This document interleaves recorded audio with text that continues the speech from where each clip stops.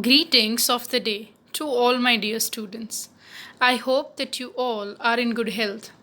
Today I want to start this video lecture with a short poetry.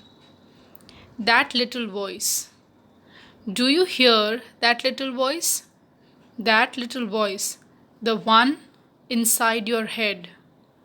You make a choice, and that little voice says, "No, you can't," instead.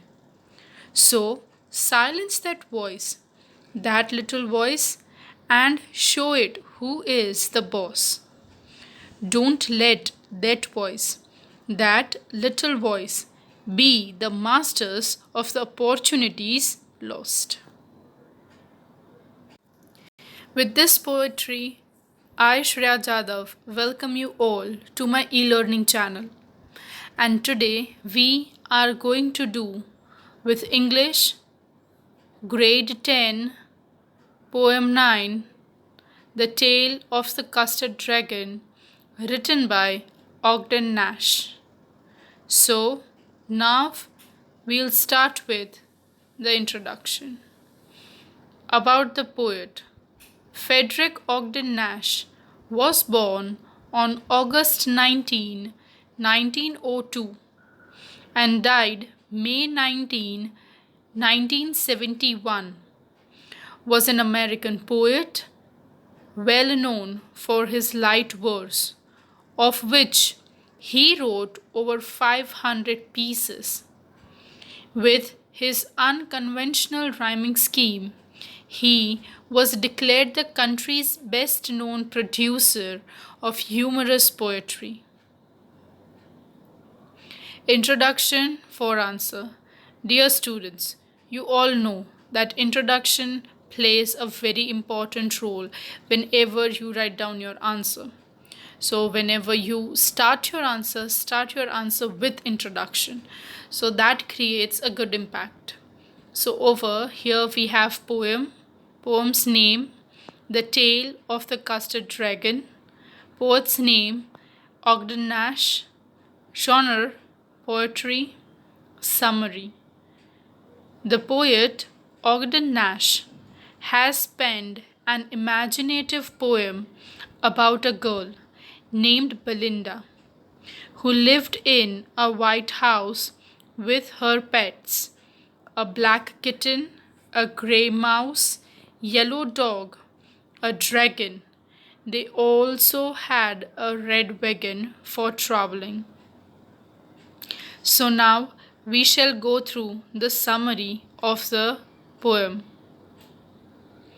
The poet Ogden Nash has penned an imaginative poem about a girl named Belinda who lived in a white house with her pets, a black kitten, a gray mouse, yellow dog, and a dragon. They also had a red wagon for traveling. The black kitten was called Ink. The great timing mouse was called Blink. The yellow dog was named Mustard, and the dragon was a coward, so he was called Custard. Custard, the dragon, had sharp teeth, spikes on the top, and scales beneath him. His mouth was like a fireplace.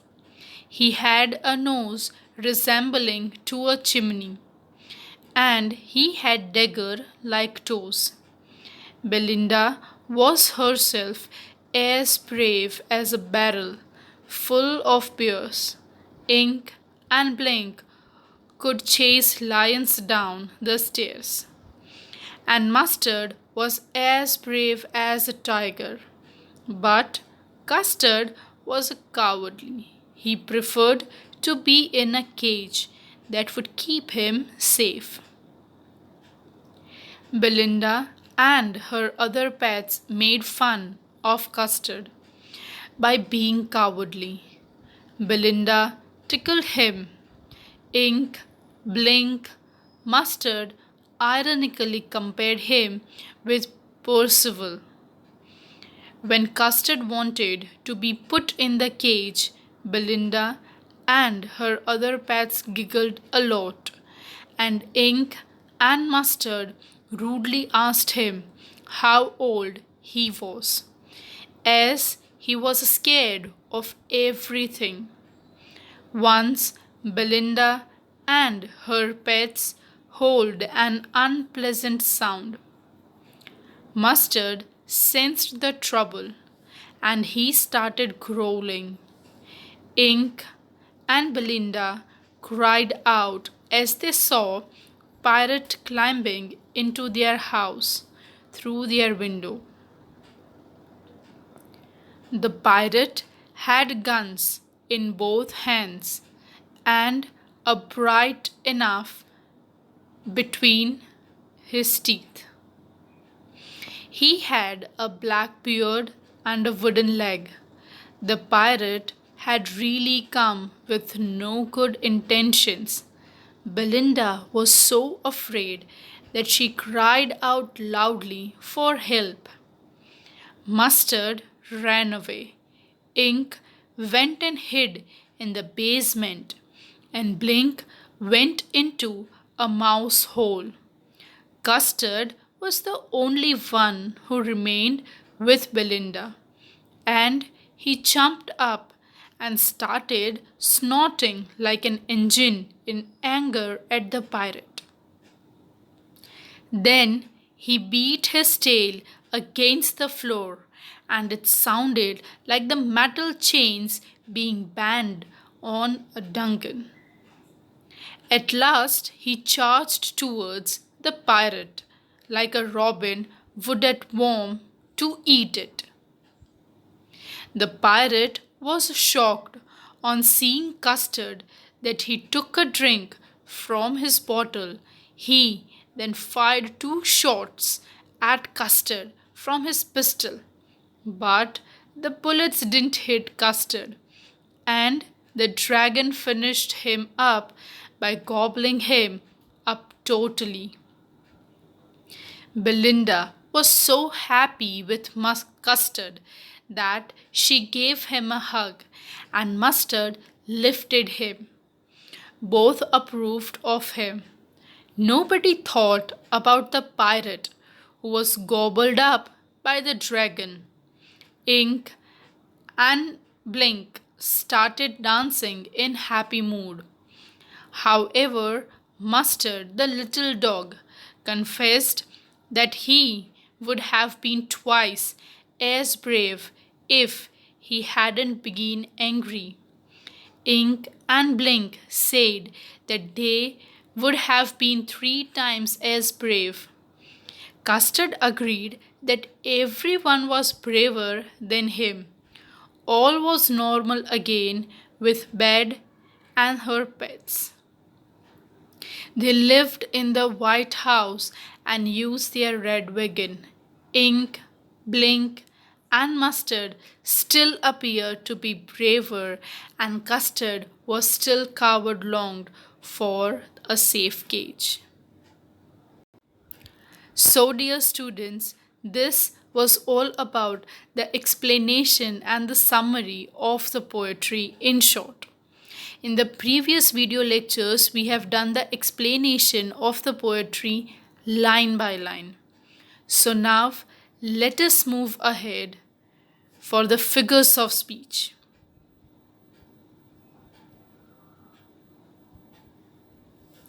So the first one, Belinda lived in a little white house. So over here, the first figure of speech is alliteration. Now what is alliteration? The consonant sound L is being repeated in the words lived and little. The second one is with a little black kitten and a little grey mouse. So over here, the figure of speech is repetition. The word little is repeated for poetic effect. The next one is and a little yellow dog and a little red wagon.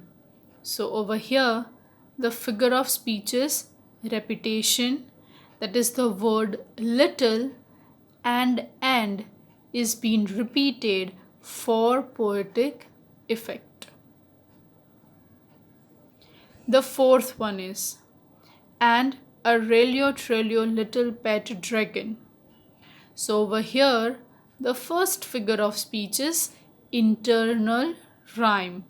So over here, the rhyming words like relio and trello are used for the poetic effect, which are being used in the same line.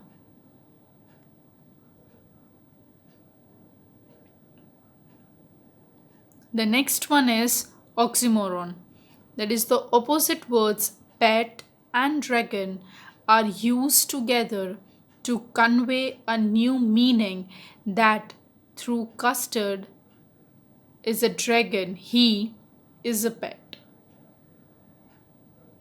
The fifth one is now the name of the little black kitten was Ink, and the little grey mouse she called her Blink.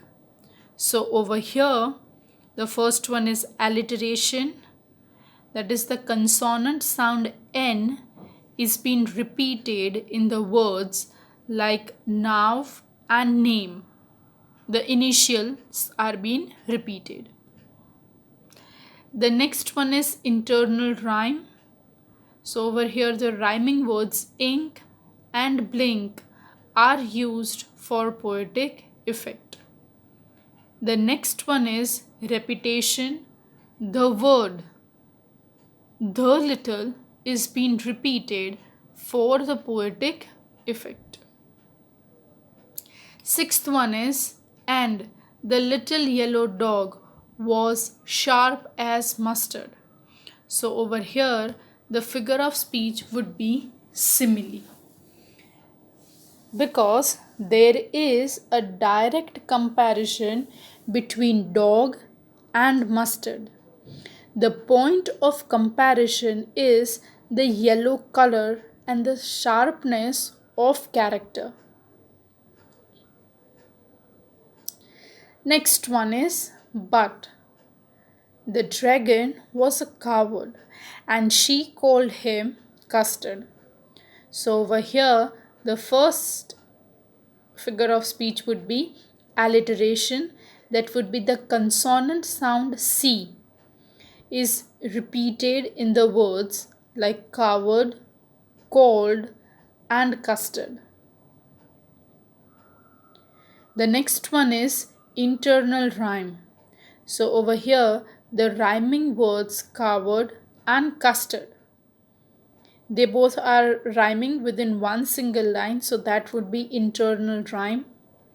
The next one is personification, that is the dragon is given the human quality of being coward. The next one is Custard. The dragon had big sharp teeth. So over here, the figure of speech would be synecdoche. As you all know, that synecdoche means a part stands for a whole and a whole stands for a part. So here we have part teeth, which stands for the dragon. The ninth one, and spikes on top of him and scales underneath. So the first figure of speech over here would be synecdoche, that the part spikes and scales stands for the dragon. The next one is antithesis, that is the opposite words like top and underneath are used in the same sentence. The next one is mouth like a fireplace, chimney for a nose. So over here, the first figure of speech is synecdoche, that the part mouth and nose stands for the dragon. The next one is simile, There is a direct comparison between a fireplace and the mouth of the dragon. The point of comparison over here is to be fury. The next one is metaphor. There is an indirect comparison between the dragon's nose and chimney. The point of comparison is letting out smoke. The next one is and Relio Trelio draggers on his toes. So over here, the first figure of speech would be internal rhyme. That is, the rhyming words Relio and Trelio are used for the poetic effect. The next one is synecdoche, that is part toes stands for the dragon. The next one is metaphor. So there is an indirect comparison between the custard's toes and a dagger. So the point of comparison is to be sharp. 12th one is Belinda was as brave as a barrel full of bears. So the first one is simile. So there is direct comparison between Belinda and the bear. The point of comparison is to be brave. The next one is alliteration. That is, the consonant sound B is repeated in the words Belinda, brave, barrel and bears. The next one is hyperbole. So there is an overstatement that Belinda is as brave as many bears. 13th one, and ink and blink chased lions down the stairs. So the first one would be internal rhyme. The rhyming words ink and blink are used in the same sentence. The next one is hyperbole. There is an overstatement that pink and blink chased lion down the stairs. The next one is Mustard was as brave as a tiger in a rage. So the first one is simile. That is a direct comparison between mustard and the tiger. The point of comparison is to be brave. The next one is hyperbole. There is an overstatement that Mustard was as brave as a tiger in a rage. 15th one, but Custard cried for a nice safe cage. So over here, the figure of speech is alliteration. The consonant sound C is being repeated in the words like Custard, cried and cage. The next one is oxymoron. The opposite words like safe and cage are used together to convey a new meaning, that Custard felt safe in a cage. 16th one, Belinda tickled him. She tickled him unmerciful. So over here, the first figure of speech would be repetition. That is, the words tickled him are being repeated for the poetic effect. 17th one, ink, blink and mustard, they rudely called him Percival. So over here, the first figure of speech would be internal rhyme. The rhyming words are ink and blink, which are used together in the same sentence. The next one is metaphor, that the dragon Custard is compared with merciful. The point of comparison is to be brave. The next one is personification. The animals are given the human quality of being rude. Next one is irony. The meaning of Percival for Custard is exactly opposite of that being a coward. The next one, 18th one, they all sat laughing in the little red wagon at the Relio Trelio cowardly dragon. So over here, the first one is alliteration. That is, the consonant sound L is being repeated in the words like laughing and little. internal rhyme. The rhyming words relio and trilio are being used for the poetic effect. The next one is onomatopoeia. That is the word laughing suggests sound. 19th one. Belinda giggled till she shook the house. So that is onomatopoeia. That is the word giggle suggests a sound. The next one we have hyperbole. That is, there is an overstatement that Belinda's giggling shook the house. Now actually that is not possible. The next one is alliteration. That is, the consonant sound sh, sh, is being repeated in the words like she and shook. The next one is, and Belinda said wick, which is wiggling for a mouse. So over here we have the figure of speech onomatopoeia, which means the word back and giggling suggest sound. The next one is alliteration. That is, the consonant sound W is being repeated in the words wick and which. Next one, ink and mustard rudely asked his age when Custard cried for a nice safe cage. So the figure of speech is internal rhyme. That is, the rhyming words like blink and are being used in the same sentence. Alliteration. The consonant sound C is being repeated in the words like custard, cried and cage. The next one is oxymoron. That is, the opposite word, that is safe and cage, are being used together, which convey a new meaning, that Custard felt safe in a cage. 22. Suddenly, they heard a nasty sound.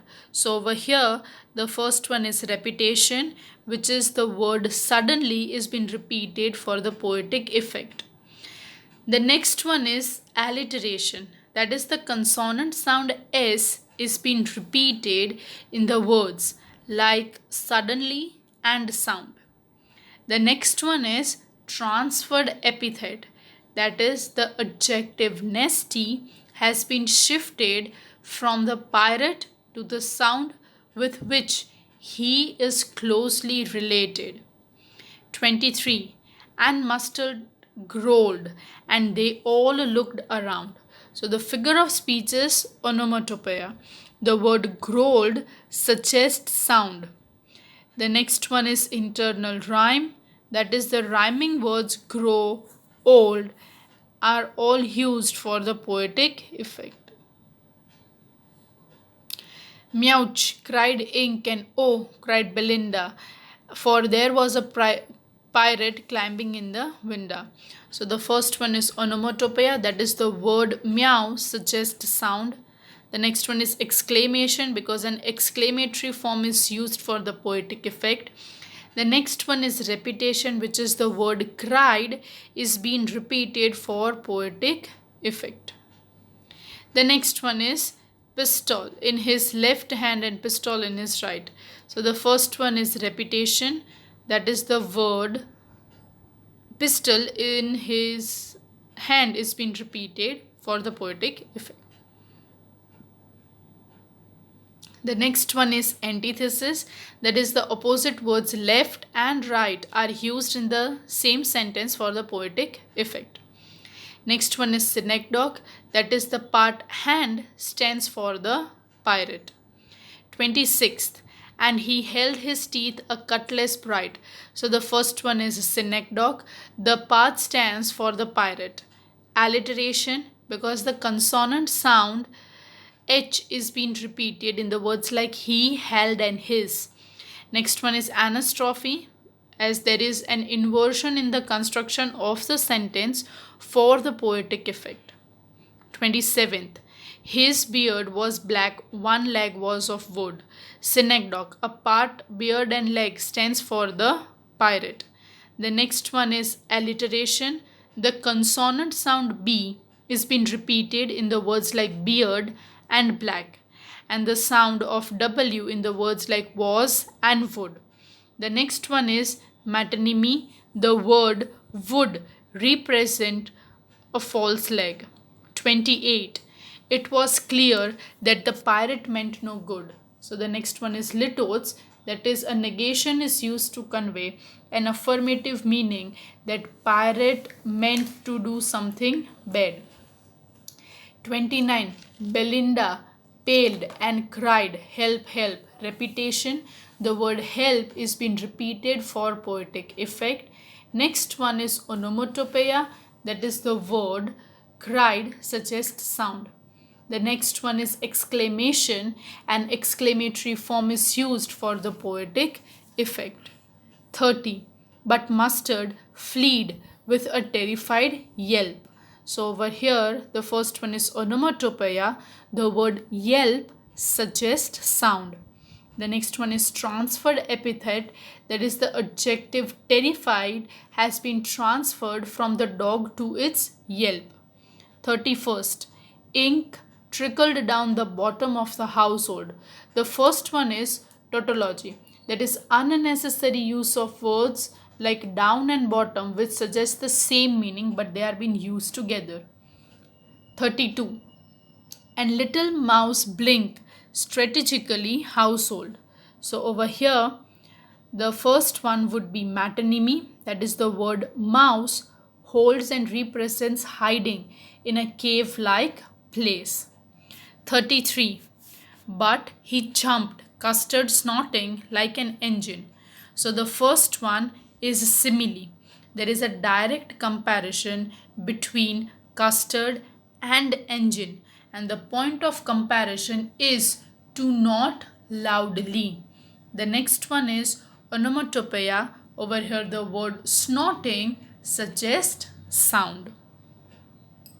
The next one is clashed his tail like irons in dungons. So the first one is simile. There is a direct comparison between Custard and irons, and the point of comparison is to clash. The next one is synecdoche. That is the particle stands for the Custard the dragon. 35. With a clatter and a clank and a jangling squirm. So that is onomatopoeia. The word clatter and clank suggest sound. 36. He went at the pirate like a robin at a worm. So the first one is simile. That is, there is a direct comparison between Custard and robin, and the point of comparison is to chase. There is also a comparison between the pirate and a worm, and the point of comparison is being chased. The next one is alliteration. The consonant sound W is being repeated in the words like went and worm. 37. The pirate gaped at Belinda's dragon and gulped some gorge from his pocket flagon. So the first one over here is alliteration, that is the consonant sound G is being repeated in the words like gulped and gorge. The next one is metonymy. The word gorge represents an alcoholic drink and flagon represents a bottle. 38. He fired 2 bullets but they didn't hit. So the next one is litotes, that is negation has been used to convey a positive meaning. 39th. And Custard gobbled him every bit. So over here we have euphemism. The death of the pirate is spoken in a pleasant manner by saying gobbled. 40th. Belinda embraced him. Custard licked him. So over here we have repetition, that is the word him is being repeated for the poetic effect. The next one is no one mourned for his pirate victim. So over here we have litotes, that is negation is used to convey a positive meaning, that everyone refrained from mourning about the pirate. 42. Ink and blink in glee did gyrate around the dragon that ate the pirate. So over here we have internal rhyme, that is the rhyming words Like ink and blink and garret and pirate are used in the same sentence for the poetic effect. 43. But presently up spoke little dog Mustard. So over here we have anastrophe, there is inversion in construction of the sentence. 44. I would have been twice as brave if I hadn't been flustered. So over here we have litotes, that is negation is used to convey a positive meaning, that if Mustard had been calm, he would have been twice as brave. 45. And up spoke ink and up spoke blink. So over here we have internal rhyme, that is the rhyming words ink and blink are used in the same sentence for the poetic effect. The next one is repetition, that the words up spoke is repeated for poetic effect. 46. We would have been 3 times as brave, we think. We have repetition over here, that is the word we is being repeated for poetic effect. The next one is internal rhyme, that is the rhyming words we and 3 are being used in the same sentence for effect. 47. And Custard said, I quite agree that everybody is braver than me. So over here the figure of speech is irony, that is the meaning is exactly opposite, that Custard was the bravest of them all. So dear students, this is all about the figures of speech of the poetry. I hope that every one of you have understood it. So thank you for watching and have a nice day. If you still find any doubt or queries, you can comment down in the comment section below. Have a great day.